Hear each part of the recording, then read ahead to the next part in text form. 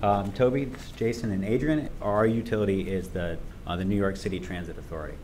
So we've identified a couple of challenges that the utility currently faces. The first one being the aging infrastructure. The city also grew with the utility. There are two types of budgets. One is a capital budget, and the other is the operating budget, which runs the day-to-day operations, pays for the labor and things like that.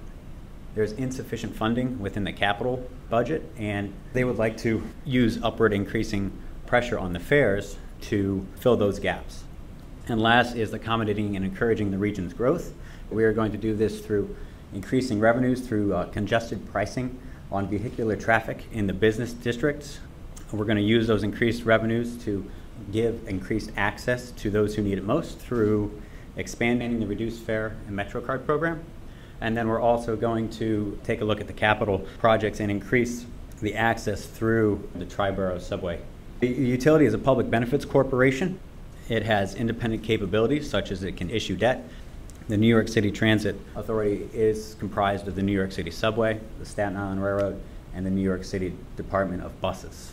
The labor is 48,000 current employees with 26,000 pensioners, and the operations consist of somewhere in the neighborhood of 26,000 miles of bus routes, 688 miles of track, and around 6,000 subway cars, and 55,000 buses that operate daily to a consumer base of 7.8 million weekday ridership.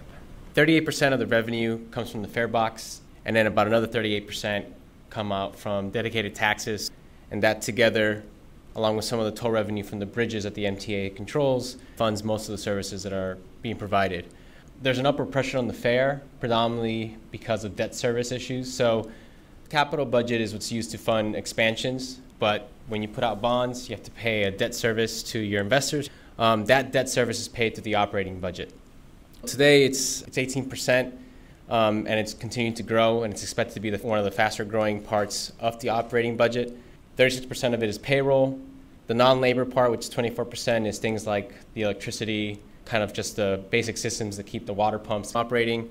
And there's also the healthcare and the pensions part, which together make up about 19%. And part of the issues with the budget of the MTA is that the state has used funds that are supposed to be dedicated transit funds to balance budget holes. The other issue is that one of the main taxes for the MTA, which is the tax on real estate transactions, is incredibly volatile because it goes off the economy. So when we think about this system in terms of competition, it's actually more helpful to think about the city's competition with other areas as opposed to the transit authority's competition with, say, boats. For example, there are plenty of manufacturing jobs that could be located in the city that are not, even though studies show that New York's proximities can offer competitive advantages to these firms. So why don't they live in New York? What's important to note is that most subway lines begin in outer boroughs and end in outer boroughs, and their peak ridership is in the middle in Manhattan, in that central business district. So that's actually what drives costs, because you have to run a train all the way through the system. And so one way to increase efficiency of this system at a low cost is to drive ridership in those outer borough stations that are not being utilized. A big part of our plan is to create development and jobs in these outer boroughs to make these trains more valuable. There are a number of challenges to making this system more efficient. One of these is the political structure. Another thing to consider is the labor. Labor costs amount to about 2/3 of the MTA's budget. So the first supply side reform that we propose is congestion pricing. The basic idea is you would put a toll on the bridges that are in the East Rivers, and then you would also put a toll to come into Central Business District of Manhattan. The estimates in terms of revenue generating can be anywhere between $2 to $1.6 billion. It just depends on the price that you place and where you're going to put the money and what times of day that they're in effect. Right now, students, the disabled, and elderly can apply for a reduced fare MetroCard. We want to expand that to the city's poorest residents. The city would lose at most $950 million at the fare box. We think that we can afford that with the money we will bring in this congestion pricing. We chose to focus on the Triborough line, mainly because it would utilize the existing infrastructure.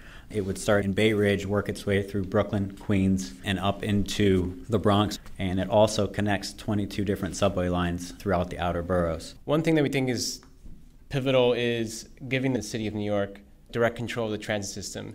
This is done to stop raids by the state. How will we fund our supply side? You would do congestion pricing, which would fund our reduced metro fare cars program, also help us put bonds out for the Triborough line. And then the last policy mechanism is capturing new revenue for the MTA through tax increment financing. This goes hand in hand with the Triborough line. As that's constructed, the idea there would be to create special taxing districts where the city at this point could put out bonds backed by future revenues from the growth in the area.